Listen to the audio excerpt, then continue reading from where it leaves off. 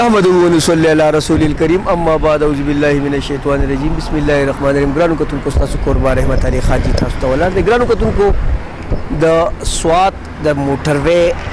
او کم د چکدري انټرچینج چې د هغې په یو ښکلي ماښامي کې ولاړو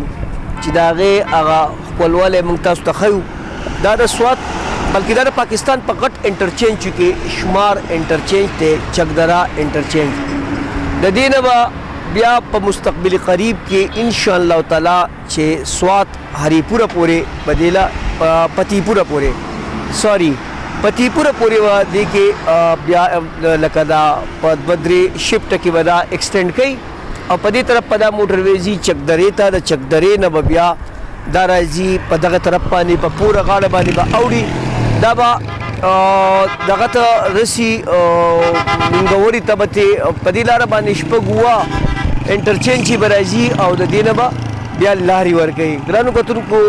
په ښکلي موسم کې ښکلی د بهار موسم دی او تاسو لیدی شئ موږ په دې پلای اوور ولاړ یو او هغه طرف ته چې دی ټول پلازه ده، کوم چې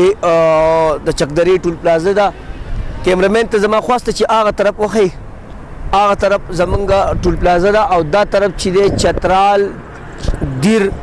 او بیا به په دې طرف باندې انشاءالله تعالی چې سوات ته په دا موټروي ځي. نو د حکومتونو په ښه کارونو کې به اپریشیټ کوو. د نواز شریف ته دور نه شروع شوی موټروي یا جنگلا بس یا بی آر ټي یا داسې قسمه نور کم اکټیویټیز چې شوي دي د حکومتونو او بیا د پی ټي آی دا کارنامه چې دا یې کړې ده نو د ټولو به یادو. موږ به ورته په ښه نظر ګورو ځکه چې زموږ سوات ته زموږ ټوریزم ته په دې باندې ملکن ډیویژن ته خاص کر په دې باندې ډېر غټ تقویت میلاو شوی دی، ډېر غټ په دې کې دا اپرچونټي ده چې دا ګین شوي ده او تاسو یې کتی شئ چې څومره ښکلی دی دا انټرچینج او د کم کم طرفونه دې ته لینکس راغلي دي او څومره مسافرو ته په دې کې سهولتونه دي. د بټخیلې په دې مین شاهراه په پلای اوور باندې موږ ولاړو. دا د بټخیلې سره تاسو لیدی شئ چې دا طرف چې دی دا د بټخیلې طرف دی، دا سوات طرف ته دی، دا چکدره ده او دا د موټروي نه راتاو ایریا ده. نو موږ وی چې دا خپل ویورز ته ووایو چې ماشاءالله د حکومتونو چې کوم ښکلي کارونه دي هغه به موږ اپریشیټ کوو، هغه به موږ سراح کوو ځکه چې د دې سره موټیویشن کیږي او داسې کارونه چې نور هم په دې کې وشي نو فاصلې چې دي د ګینټو هغه به منټونو ته راشي او د لکه موږ چې اوس فار اګزامپل لکه د صوابۍ انټرچینج نه موږ راوخیږو نو موږ چې دې ټول پلازې ته راځو نو زموږ زیات نه زیات چې دی موږ د کرنل شیرخان نه چې را روان شو نو دې موټروي ته چې راځو نو د چې ښه گاډۍ او ښه سواري که هغه په مسافرو کې او که هغه په خپل ګاډي پرایویټ د دې تقریبا چې دا 30 یا 40 منټ اټلیسټ چې دی هغه لګي. ګرانو کتونکو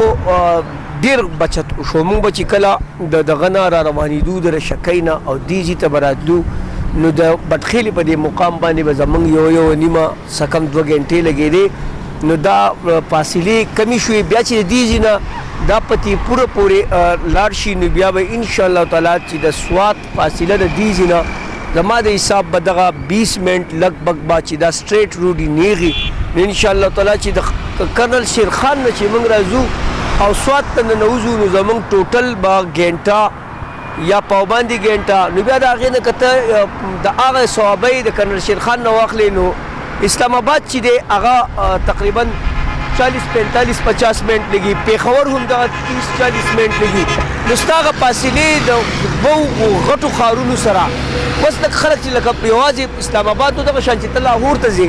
نو هغه هم فاصله ستا اوس کمه شوې ده نو هغه دا لکه یو ګډ اومن دی، دا یو ښه شګون دی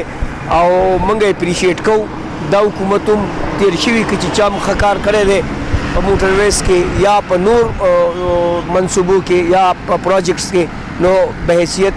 پاکستانی صحافي دا زموږ ریسپانسبیلیټي ده چې دا موږ هایلایټ کړو. ګرانو کتونکو زه رحمت علي خان جي ستاسو نه اجازت غواړم د خپل ډایرکټر باچا حسین خټک او د کیمرامین احسان حقدت خیل سره په لوی الله وسپارم. وما علینا الا البلاغ المبین.